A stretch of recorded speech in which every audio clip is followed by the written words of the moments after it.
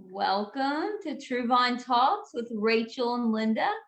We took a little sabbatical because there was an ice storm and then there was no And a electricity. flood. And then there was a flood. We're laughing because we don't know what else to do. Yeah, that's right.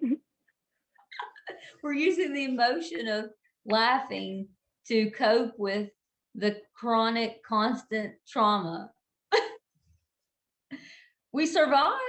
We did. So I'm grateful that we made it through, and I hope folks are getting their electric and internet back and staying safe. Water's receding. It's been nuts. Yeah. First day of spring, March 20th. Hang in there. We can do this. We got this, guys. We made it through a year-long pandemic. Yeah. So today, Rachel and I were going to do this for Valentine's Day, but of course, the ice apocalypse came. So, what we like to talk about is heartaches and breakups. That'll be our topic for today. And me and some teens did a group therapy on this around Valentine's Day. And, heartaches are hard. Breakups suck, even with all stages of life, you know? So, yeah, that's what we're going to talk about. When this happens, like I was a teenager when I had a tough breakup, and it's interesting because this is someone I had just met when I was in college, and he was very hip. He wasn't from around here. Not Charlie. This is way before I met Charlie, and he was super attractive, beautiful man, and just fell really hard. And I dated guys in high school off and on, so I was sort of shocked how quickly I fell for this guy. And I say I was about 18, 19, and I was like head over heels. I mean, he was the bomb. He was romantic. He had a Ford Explorer. I mean, this guy had it. He had a job. I mean, and he worked out, and he was just, yeah, I guess an infatuation. There you go. I was infatuated. That's it. Well, for whatever reasons, this guy would talk about a future with me, and I just thought, wow, I just met you. Seems kind of quick. I'm young. So when we spent a whole summer swimming, going to dancing together, just having a great time with him. And then he just like dropped off the face of the earth. I never heard from him for like a month. And I was entering the fall of my sophomore year at college, maybe, or freshman year. I was entering my first year of college because I hadn't met Charlie yet. I cried. I don't think I've ever really had up to that point cried over a relationship. So I couldn't make sense of it. Like, I was like, why am I so depressed and so sad and hurt? What happened? Like I dated guys off and on throughout high school. I didn't have, long term too, and I didn't have this experience. And so it baffled me that I felt so much pain and hurt. So I cried for days. I did. It was sad. That's hard for me to share because I know I come off very strong, and it's vulnerable to say that. And it taught me something. I can be hurt, and we can be, and we do have these attachment needs and longings for romance and having a bond, a close bond with someone. And reflecting back on that, not really sure even if I could tell you why that hurt me so much. Don't know. But it did. So that's kind of our topic, is what is it like to be brokenhearted? It's sad, okay? You feel abandoned, you feel rejection, you feel like, what did I do? Or was I not pretty enough? Was I not sexy enough? Was I not, what didn't I have that made this person leave? And it's so painful. And so you're going to go through these stages of grief when there's a breakup. It's normal. So I want you guys, my listeners, and if you are clients or anyone's listening, you will feel pain when someone breaks up with you. Absolutely. You're not invincible. Okay. Yeah. No, you're going to feel hopeless and alone, right? Why couldn't I make them stay? What did I do wrong? What could I have done differently? Internalize and blame yourself. Mm-hmm. Oh yeah. It's going to feel like, there's no light at the end of the tunnel, that you're going to feel this way forever, because there will never be someone, ever in your future that fills the void that this person left, that hole in your heart. Yeah, like no one will ever fill that void. What you're saying is so true. There won't ever be that person ever again. You'll never love like that ever again. Yeah, that's how it genuinely feels in that moment. Yeah. Mm-hmm. And then people start to develop this, like, guilt and embarrassment or shame, because the way that your friends and family try to comfort you is the opposite of what you believe, right? You believe that no one will ever fill this void, but everyone around you is telling you, you're going to be okay. You're better off without them.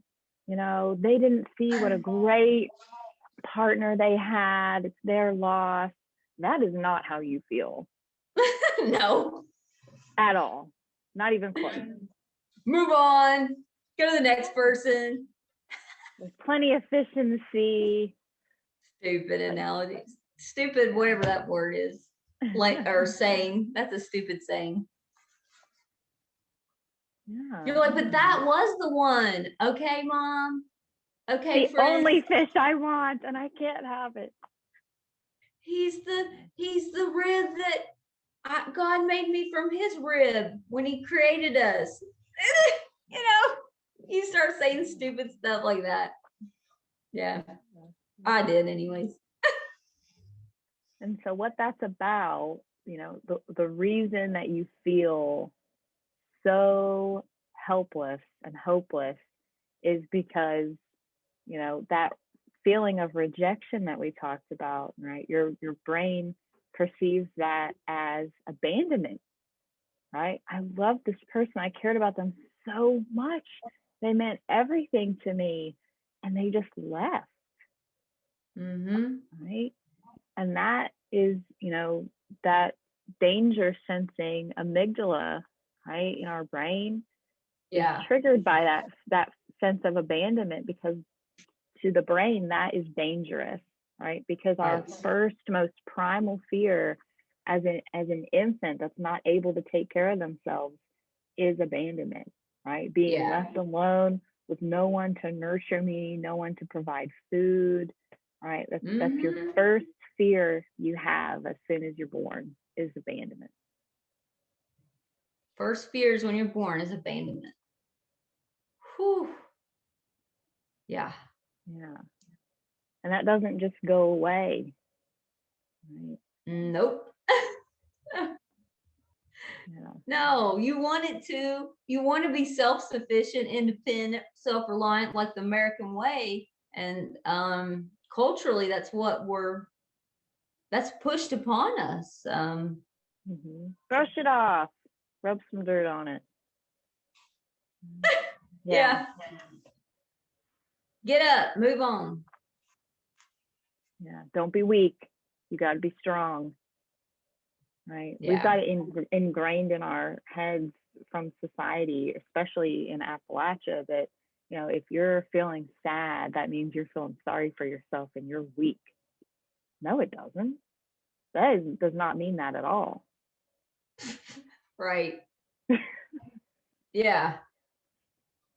How come you're feeling sad? Oh, you were in love. Who cares? Move on.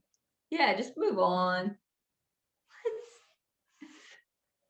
Yeah, like no one would help you make sense of heartaches, like, because adults wouldn't even share with you what their experiences were like. When I was growing up, they didn't even, I share with my son my experiences, so he has an understanding that it's going to hurt. That no it's one tells normal you for it that. to hurt. Yeah, it's normal for it to hurt.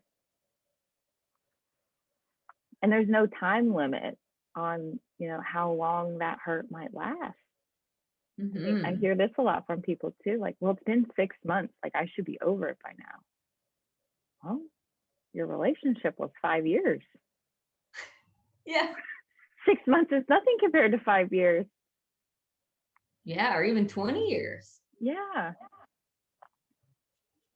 So yeah, understanding your attachment need helps you to understand how come you're feeling what you're feeling. And what you shared earlier, Rachel, is so true. That fear of abandonment is from the time you're born. You need someone to be there for you. And if you thought that person was that person and they're ripped off or they just detach from you, that's painful. Who's going to be there? I don't know. Yeah. We bond with people, right? As humans, we build these connections. We share personal information, right? We allow ourselves to be vulnerable, right? And so then we feel that this person is a part of us and we're a part of them. Ooh, I like that. And then when that's broken, of course it's gonna hurt. Yeah, and you're gonna want to reach out to them and share because that was your connection for so long. And that feels good to the brain and the body. It feels good. And not having that anymore is devastating. It's hurtful. And so alone. Yes, you feel so alone. You're right, Rachel. Yeah. Would you like me to share our Mary Ainsworth video about the abandonment experience for the child? So the video we're about to share or try to share comes from Mary Ainsworth's work, and it shows the baby and how it responds to its mom leaving the room. We thought this would be helpful to help you understand why you feel what you feel and when the person that you're attached to is gone. And so bear with me. I'm not tech savvy like everyone seems to think. I'm just really not. And here we go. Is it on? Is it showing? It's loading, and now we can see it. Thanks, Linda. No way. Are you serious? This worked. I'm going to go to full screen. I think that'll help. And can you see it now? Looks good. Cool.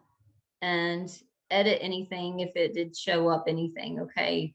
Okay. On the group share or the share. All right. Okay, guys, we're going to show this video. We hope it works. If it doesn't, you can check it out yourself. And here we go. For controlled scientific study. After conducting extensive observations of parents and children at home, a student of Bowlby's, Mary Ainsworth, devised such a procedure called the strange situation, which places the child under some stress. It has become the most widely used, standardized way to assess the quality of a child's attachment to their caregiver. Here the researchers are recording how 14-month-old Lisa responds in this attractive but unfamiliar setting. How will she react to a stranger? What will happen when her mother leaves the room? And when she returns? It's Lisa's behavior when her mother returns, what psychologists call the reunion, that they are particularly interested in. Most importantly is to look for the type of balance that a child strikes between an attachment need and, on the other hand, to explore the play material. Once Lisa has settled down to play, a stranger enters the room and sits in the chair reading a magazine. Lisa, where's the bow? Where's the bow? After a couple of minutes, the stranger attempts to interact with Lisa.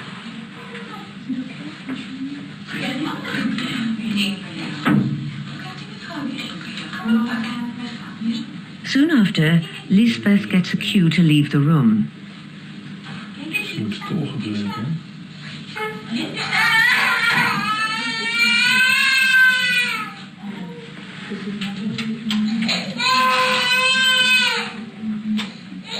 The stranger tries to comfort Lisa, but in vain. Lisbeth comes back into the room and the camera records how Lisa reacts.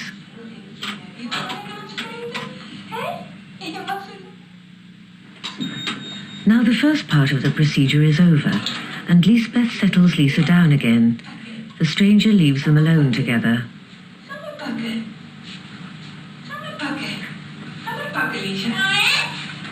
And soon after, Lisbeth goes too.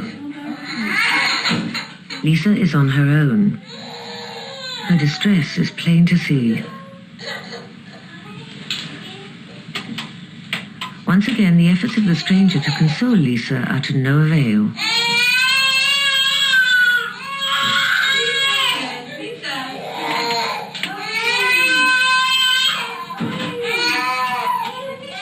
But Lisbeth manages to calm her almost at once, and shortly afterwards the observation ends. Lisa showed outward signs of what's called secure attachment.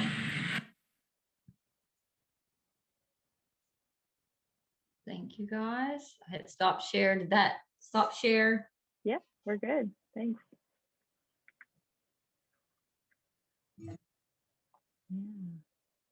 And don't know what that is. Sorry. Technical issues. Told you I wasn't a tech person. Oh, did you stop recording? Nope, we're still recording. Okay, cool. Yeah. Yeah, if the screen popped up with anything, you'll be able to cut that out. Okay. I'll check it. Yeah. I think we're all good. right. What do you think, Rachel, about the strange situation? Yeah. Well, so for anyone that wasn't able to see the video, what we watched was a 14-month-old infant named Lisa, and she's with her mom in the room. They're playing with toys. A stranger comes in. Mom leaves the room, and Lisa immediately gets very upset. You can see it in her face. She's crying. She's screaming. She's crawling towards the door. She wants her mom to come back. Stranger tries to comfort her and say, "Oh, it's okay." To no avail. It doesn't work.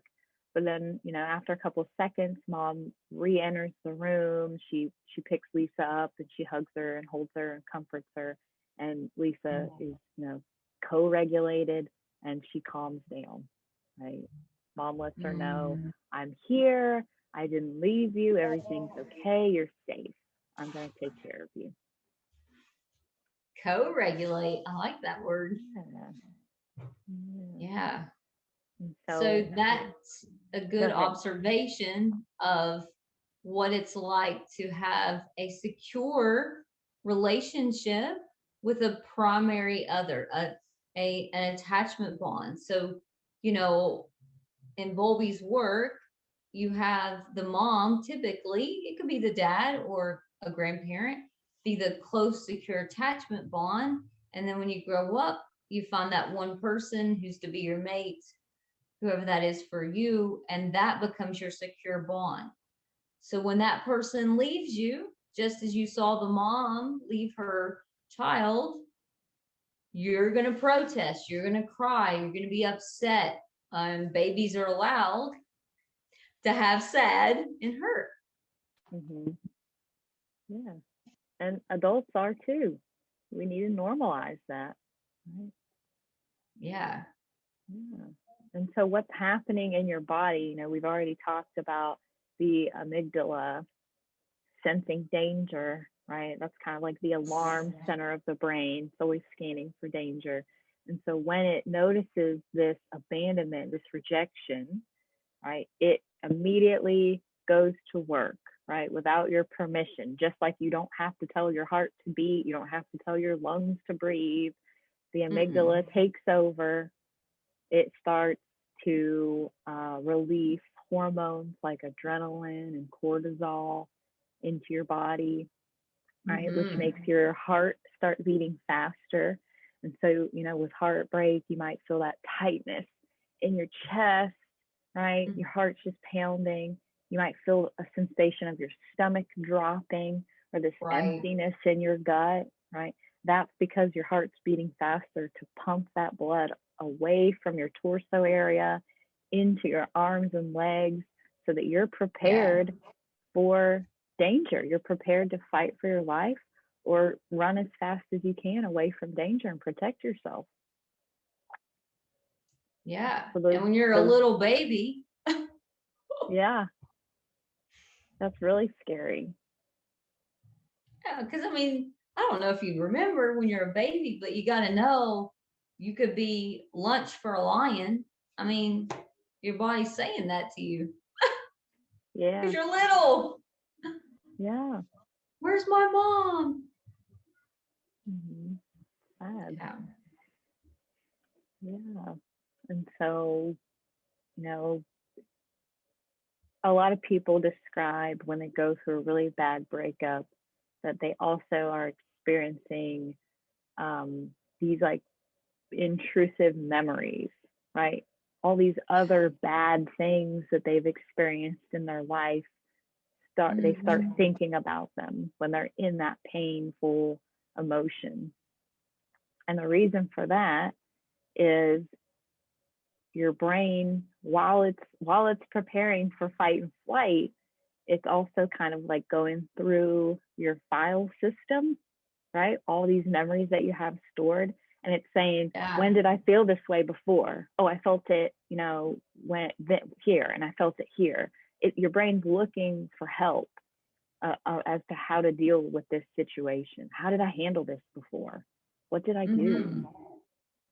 Right? And in emotionally focused therapy that Linda and I do, we refer to that as your raw spot. Yep. Right? Your raw spot of feeling insecure and inadequate and rejected is being rubbed by this person leaving. Yeah. And so, in a way, if this has happened to you before, you've been conditioned to behave a certain way. So you might get angry. You might scream and yell and throw things, punch a wall, slam doors, right? If that's how you dealt with it in the past, you might withdraw and isolate yourself, shut down, become very quiet.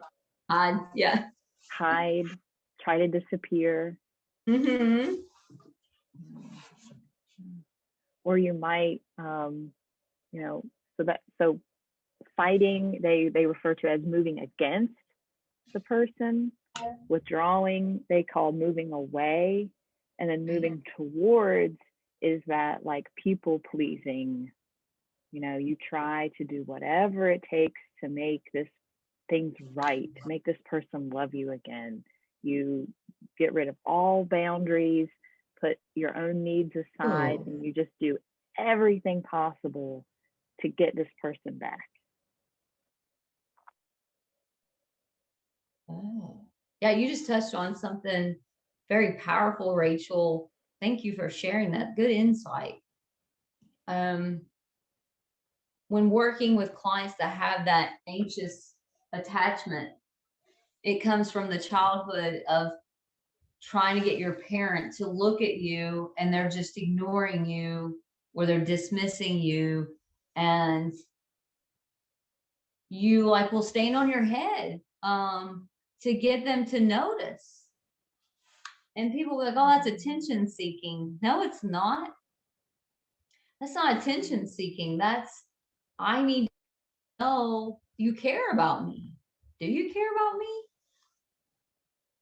Yeah. You're seeking for your basic need of love and belonging to be met. I need to know that I matter. I need to know that I'm important. Yes. Everybody needs to know that. Yeah, definitely. So of course you're going to, have this protest, and you're going to try to, well, what if I bake you a cake? What if I rub your feet? What if I pay your bills for you? You're trying to get that person to care. And that's a boundary issue. Yeah. People are going to be there for you. I'm going to say this to our audience. People are going to be there for you if they truly care about you, not for what you can do for them. Yes. Yes. Yeah. I saw something, I think last week, and I shared it on my Facebook because I just felt that it applied to so many people. And it's, you can't make someone love you by giving them more of what they already don't appreciate. Yes, I think I shared that. You posted that. I was like, that's perfect. Yeah. Stop trying to get this person to care. If they don't care about you and your well-being, just scratch that. You're wasting your time, your energy, and your protest. That's not a good relationship. No. Yeah. Very good. So, if Rachel's cool, if she don't have any more content, we're good. Go for it. Yeah, we'll come to the third part of our podcast for today about heartaches and breakups. How in the world do you get over this breakup, this attachment bond leaving the room, or this relationship dissolving and disappearing? Well, you said it, Rachel. Acknowledge that you are sad and hurt, and that's okay. Go ahead and protest. Be hurt. Mm-hmm. And that may take longer than 6 months if you were with someone for 5 years. Yeah. Okay. There's no time limit. No. And Rachel and I processed a little bit prior to our podcast, and the way that I coped with that heartache I was sharing earlier is I redirected my focus to college, being a good student, being athletic, hobbies, being outside. So when you experience a bad breakup, grieve, allow yourself to feel hurt, and then focus on something that's not relational. Focus on something that's not relational. And I can't emphasize that enough. When you are in distress over the loss or the abandonment, you need to hone in on your talents and gifts and amplify those to build what Rachel shared earlier is your self-esteem and your self-worth, because it's gone. Right? Yeah, exactly. Yeah, this is not, it might sound like, well, if I take my mind off of this breakup and I focus on something not relational, doesn't that mean I'm avoiding my problems? And shouldn't I be facing them head on and trying to figure out, how to deal with this?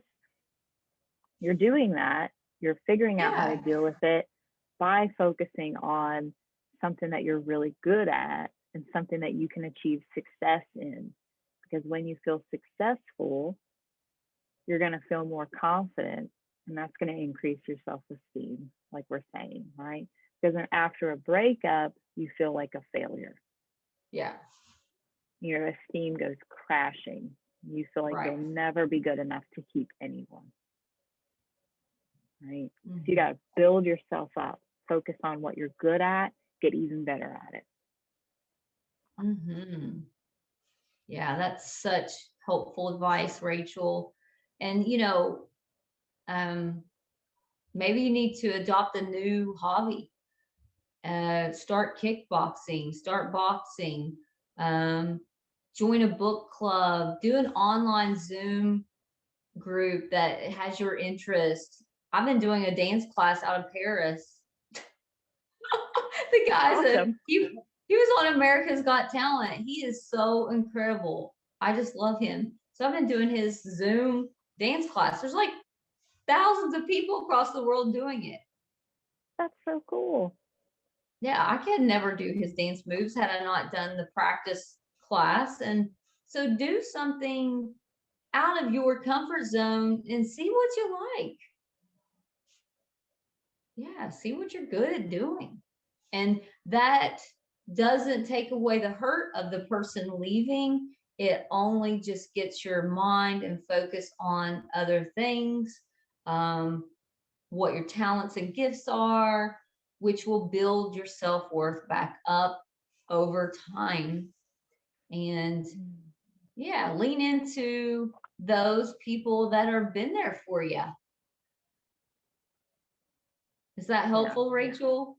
I think so. Yeah, I think not only does focusing on a hobby or a personal interest or something that you're good at help build more confidence, but it also helps you to separate yourself from that relationship and realize that you are capable of doing life on your own, right? Mm-hmm. And you've got a lot in your life that doesn't hinge on the fact that this relationship is no longer a thing, right? Right.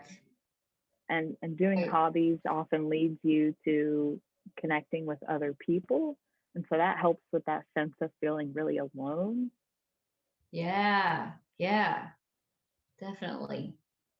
And if you like running or walking, there's always races for good causes. Hopefully those will get started once we're all getting vaccinated this summer, and maybe look forward to some things, we hope.